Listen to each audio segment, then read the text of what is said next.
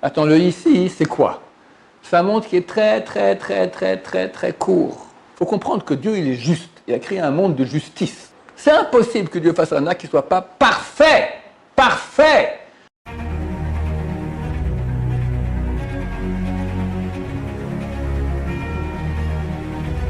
Ce jour dédié pour l'élévation de l'âme de Chaim Victor Ben Esther, Zecher Tzadik Libracha, de mémoire bénie. Il est indéniable que le peuple d'Israël souffre.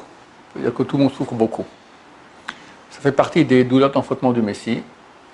Mais beaucoup de gens, j'ai quelqu'un qui vient de me poser la question, il dit, je ne comprends pas, pourquoi Dieu me fait tellement souffrir, alors que je suis un bon juif, etc. Et c'est fini, ça m'enlève la émouna, j'ai plus envie de prier, c'est difficilement que je prie, enfin ça enlève toute envie de servir Dieu. Pourquoi Dieu me fait-il autant de mal? Et c'est marrant parce que ce matin, j'ai déjà étudié une Gemara qui parle exactement de ce sujet-là. Il y avait un des grands rabbins, plus s'appelait Rabbi Avhu. Les Ashkenazim disent Abbao, mais le vrai terme c'est Avhu. Et il a dit à des minim, c'est les chrétiens de l'époque, il leur a dit, voilà, il y a ce rabbin là-bas, Rav Safra, c'est un très très grand sage d'Israël, et les grands sages d'Israël, ils étaient exonérés d'impôts. Alors ils ont enlevé les impôts. Après quelques années, il lui pose une question, les chrétiens le rendent compte comme ça dans le marché, il lui pose une question. Il lui dit, il y a un verset qui dit, je vous aime, c'est pour ça que je vous fais payer, je vous fais souffrir. D'accord? Alors ils ont dit, on ne comprend pas, pourquoi est-ce que quelqu'un qui aime son prochain, il le fait souffrir? Ça ne tient pas la route, c'est quoi ce verset-là? Alors Safra n'a pas su quoi répondre. Alors, il n'était pas un sage, ils ont commencé à le violenter comme ça. Et comment Rav Avhu est venu? Et qu'est-ce qui se passe? Pourquoi vous le violentez? Tu nous dis que c'est un grand sage, il y a un verset tout simple, on lui pose la question, il n'a pas su répondre. Il dit, c'est un grand sage, mais pas dans les versets. C'est un peu aujourd'hui comme dans le monde des yeshivot, il y en a qui sont très grands en Gemara, en halakha, tout ça, mais les versets, ils ne connaissent pas trop. D'accord? C'était le cas. Alors, mais moi, je voulais répondre. Alors, il pose la question, comment ça fait que toi, tu sais, lui, il ne sait pas? Parce que moi, je suis avec vous. Et sans cesse, vous, les chrétiens, vous nous posez des questions sur les versets, il faut les expliquer. Alors, j'ai du bien, chaque verset que je vois, j'étudie, il faut que je comprenne bien le sens. Je sais comment vous allez poser les questions, donc tout est prêt. Mais lui, il s'occupe d'autre chose. Et qu'est-ce qu'il répond? Il a dit, je donne un exemple. C'est une Gemara, ce qui veut voir, c'est dans le traité Avodah Zarah, page 4. Ah, c'est écrit comme ça. Quelqu'un, il a deux personnes qui lui doivent de l'argent. Chacun lui doit 100 000 $, on va dire. D'accord? Il y en a un qui aime, et il y en a un qui n'aime pas. On va dire, il y a Moshe et Aman. D'accord? Moshe qui l'aime et Aman qui ne l'aime pas. Les deux devront rendre les 100 000 $. C'est un prêt. Mais à qui il va faire payer tout d'un coup? Et à qui il va faire payer ça en échelonné dès maintenant? À Moshe, qui l'aime bien, il le fait payer dès maintenant. Tous les mois, tu me payes 100 $. C'est gentil, 100 $. Hein? 100 $, bon, on va dire 1000 $, d'accord? Comme ça, sur 100 mois, tu m'as remboursé. Haman, j'attends la date. Et le jour, ping, 100 000 d'un coup, d'accord? Rien que pour faire les pieds. Exactement cela. Dieu, il nous aime. Maintenant, il y a des tikkunim, il y a des réparations à faire, d'accord? Le peuple d'Israël. Le premier homme, il a fait le péché originel, après il y a eu le veau d'or, après il y a eu beaucoup de choses, et chacun, qui peut dire il est propre de tout péché, et si oui, il y a peut-être de son Gilgoul passé, de sa réincarnation passée. Et en plus, il y a une réparation du monde à faire si Mashiach revient. Donc Dieu, il nous fait payer, mais on voit ici en Israël, c'est exactement cela, d'accord? Ça fait bientôt 80 ans que ce pays, il existe. Ça n'existe pas presque de jours où il n'y a pas quelque chose qui se passe, d'accord? Un attentat, quelque chose, un mort, une violence, etc. C'est pas normal. C'est pas normal. Je prends un autre pays et ça va, ils vivent bien. Parce que Dieu nous aime. Et il veut qu'on soit établi sur ce pays, qu'on ne le quitte jamais. Et que Mashiach revienne bientôt. Alors, il nous fait payer les factures, les choses qu'on doit payer. Parce qu'il y a un tikkun, il y a une réparation à faire, d'accord? Il y a un travail à faire. C'est vrai que si on était tous des super grandes sadikim, alors on n'aurait pas besoin de cela, ça aurait suffi. Mais bon, ce n'est pas le cas, hélas. D'accord, on va faire un tour dans quelques villes que je ne vais pas dire leur nom ici, en Israël. Tu comprends comment ça se fait qu'on est encore sur cette terre, d'accord? Baruch Hashem, Dieu nous aime beaucoup, beaucoup. Alors, il fait, et il y a une responsabilité aussi générale, d'accord? Même les tzadikim, ils font partie, ils souffrent avec les autres. Donc, il nous faut payer tous les jours un peu, pour que vienne le jour, très bientôt, Mashiach vient, on n'a plus aucune dette, tout va très bien. Et les autres, les ennemis de Dieu, schlac, terminé, mis dehors. Donc, il faut comprendre cela. Et la personne qui m'a écrit, je lui ai répondu ça. Je lui ai dit, il faut ouvrir les yeux de l'esprit. Parce qu'ils sont presque fermés, tes yeux. Ils voient qu'au bout de leur nez. D'accord? Admettons qu'il n'y a pas ce que je viens de dire maintenant, l'époque messianique, etc. Mais, de tout temps, on sait très bien qu'il y a une vie ici. Et après, il y a un Olam Haba, il y a un monde à venir. Ça, c'est la base des bases de la Torah. C'est écrit dans l'avant-dernier verset du parasha de Vaïtranan. Vaïtranan, c'est la deuxième parasha du livre de Dvarim. C'est marqué que Dieu ne tarde pas à payer le mécréant, il le paye sur sa tête. Il le paye quoi? Alors, on aurait pu croire, le mécréant, il fait payer ses péchés. C'est faux. C'est pas ça le sens. Le sens, il paye les mitzvot qu'il a fait. Un mécréant, il a fait des mitzvot. Un beau jour, il a aidé une vieille dame à passer la rue. Il a donné un petit daka. Une fois, les miets de filine, c'est un truc de rabat dans la rue, comme ça. Il a des mitzvot. Pourtant, Dieu sait que c'est une ordure, ce type-là. Mais une ordure d'ordure, d'accord? C'est une ordure, une vraie, d'accord, comme il y en a. Il veut pas là, il veut rien lui devoir dans la Maba. Moi, je veux que le jour où tu crèves, mon cher ami, tu crèves, c'est terminé, on ne peut plus te voir. Terminé. Raus, dehors. Ça arrive, d'accord? Des grands ennemis de Dieu. Alors Dieu lui donne tout le mérite de ses mitzvot ici dans ce monde. Et tu vois que le type c'est une ordure, mais il a de l'argent, il a plusieurs maîtresses, plusieurs voitures, plusieurs club med, plusieurs tout ce que tu veux. Comment ça se fait? Tout va bien pour lui. Et moi qui sers Dieu, j'ai tous des problèmes toute la journée. Mon cher ami, lui on le paye ici, toi on te paye là-bas. Attends, le ici, c'est quoi? C'est un monde qui est très court. Comment il fait? Demandez aux gens qui sont déjà âgés. Comment la vie elle passe? Ils te disent comme ça, c'est super rapide. Et après on passe, et ça c'est la base de toute la foi de la Torah, on passe dans un monde qui est éternel. Éternel. Combien ça vaut l'éternité par rapport à ce monde? Alors tout le monde a fait un peu de maths, et c'est très bien qu'un milliard de milliards par rapport à l'infini, combien ça vaut? Rien, zéro. Ça veut dire que ce monde-ci, par rapport à l'éternité, il vaut rien.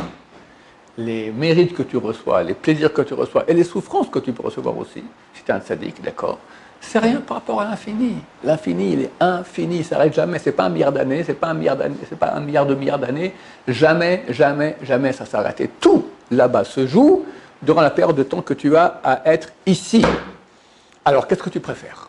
Payer ici et là-bas être au beau fixe avec proximité de Dieu extraordinaire, ou ici la belle vie, comme cette ordure-là qui a tout ce qu'il veut.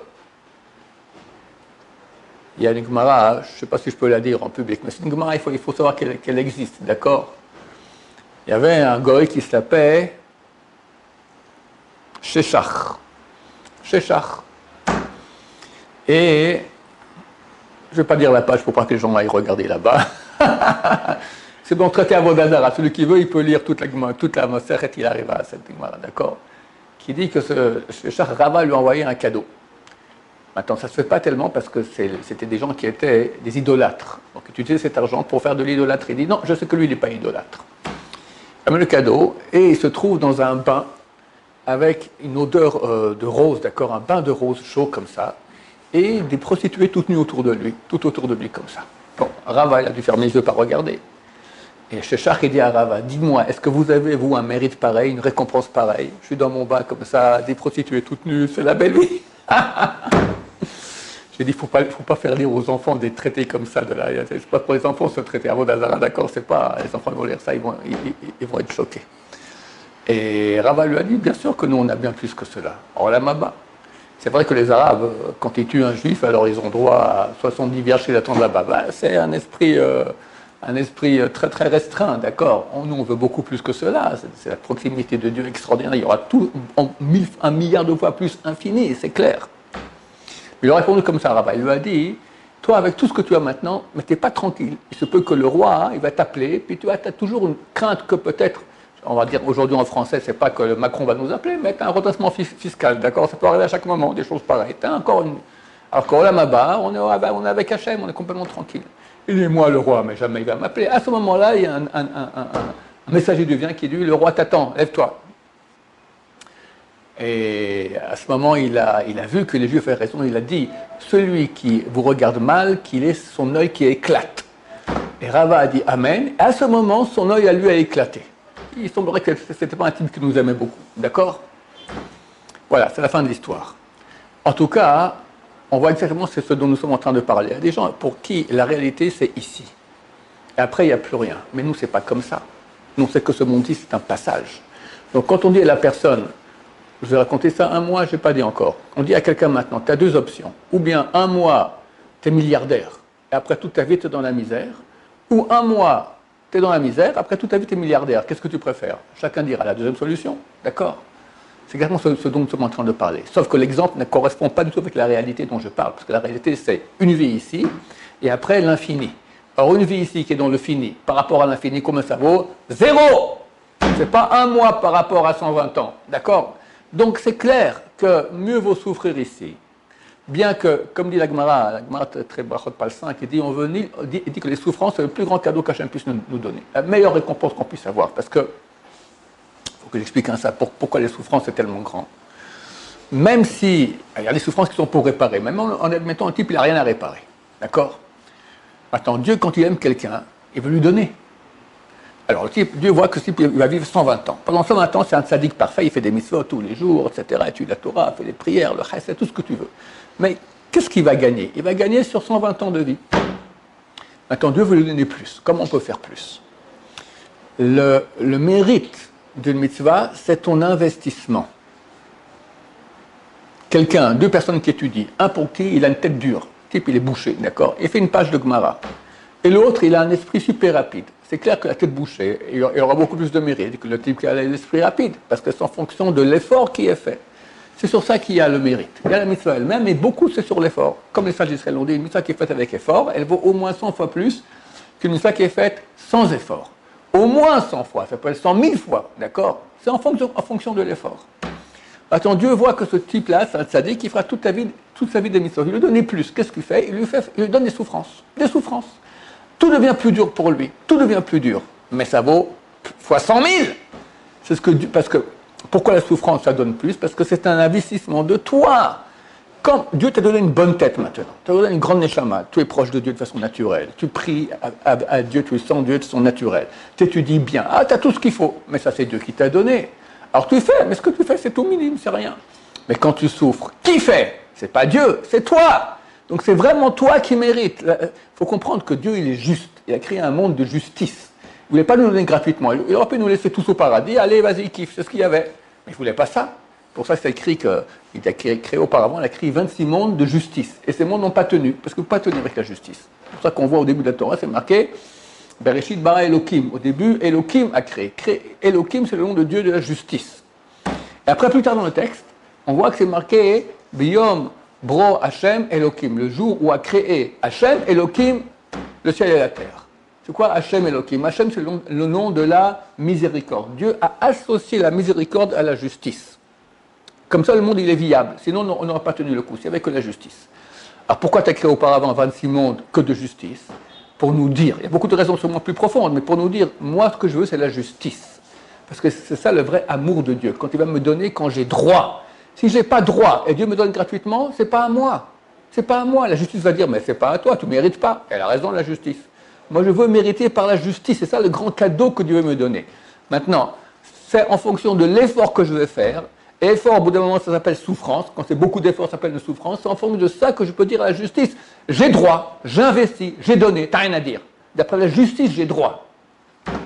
Donc, la Gemara va dire que c'est une très grande récompense quand on a des souffrances. Mais elle conclut, elle a dit, on veut ni les souffrances, ni les récompenses. Qui veut dire, je veux des souffrances ici dans ce monde-ci? D'accord, c'est très dur, on ne veut pas ça. Mais si ça vient, et si Dieu a décidé, il faut comprendre que Dieu, il voit toute l'image avec l'infini. Nous, on ne voit rien. En plus, Dieu, il est parfait. Il est impossible que Dieu, s'il existe et s'il est parfait, s'il n'est pas parfait, ce n'est pas Dieu. Et si vous me dites Dieu n'existe pas, aujourd'hui, c'est fini. Même la majorité des grands scientifiques savent que c'est impossible. Le monde, il est trop complexe pour que ce soit comme ça un beau jour. Il y a eu un monde qui était comme ça. D'accord? Ça n'existe pas. Jusqu'en 1965, le monde scientifique vivait sur la théorie grecque qui disait que le monde a toujours été là. Et Einstein lui-même, il croyait à ça. Et un jour, un bon juif est venu le voir, pas un religieux, un astrophysicien non religieux, lui a dit, mais c'est impossible de faire les calculs, c'est impossible. Il dit, non, je ne veux pas vous écouter. Il revient après 2 ou 3 ans, il dit, mais regardez, c'est impossible. Vous m'agacez, il ne voulait pas entendre. C'était un juif, Einstein, mais je pense qu'il ne se comportait pas du tout comme un bon juif, d'accord? Il avait les filles, etc., j'imagine, d'accord? Et donc, si Dieu existe, ça la fout mal. Donc, mieux vaut dire que Dieu n'existe pas, le monde a toujours été terminé, d'accord? Bien qu'il a dit que Dieu ne joue pas au dé avec le monde. Donc, il parlait peut-être d'un Dieu qui est créateur du monde, je ne sais pas.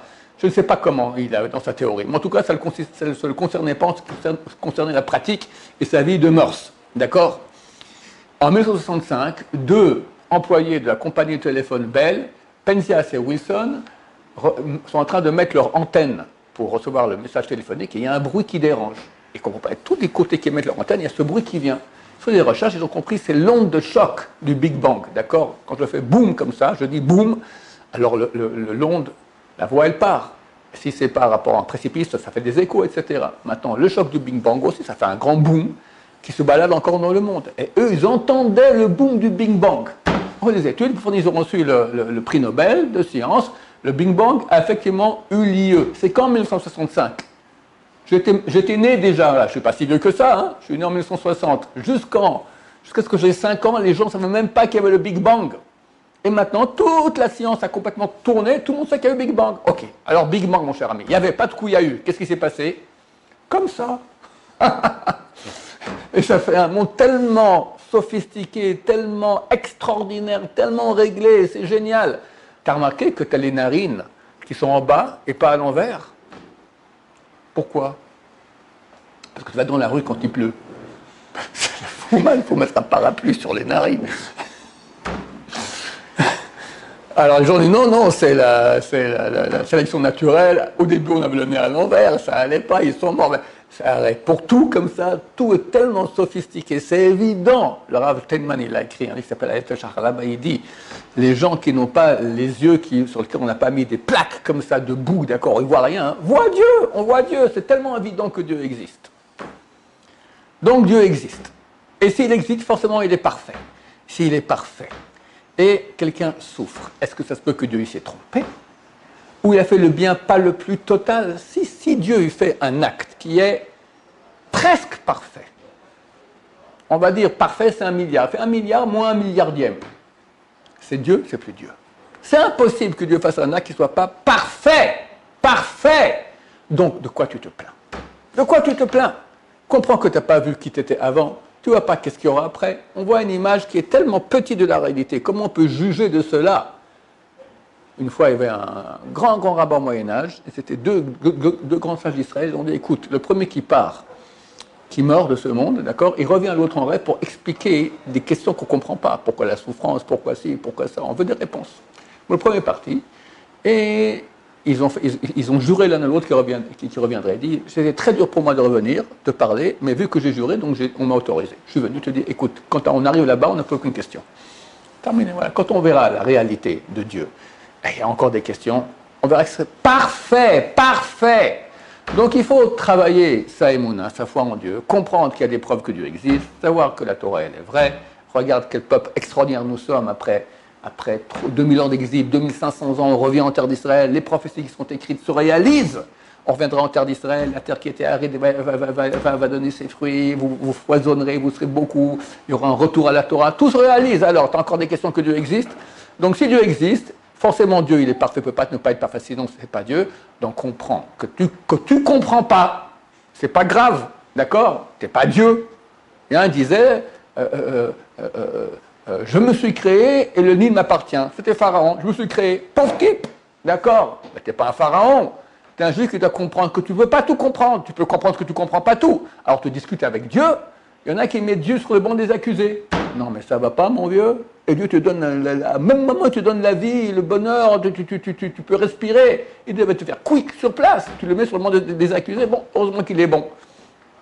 Mais qu'on comprenne, qu'on ne comprend pas, c'est la moindre des choses.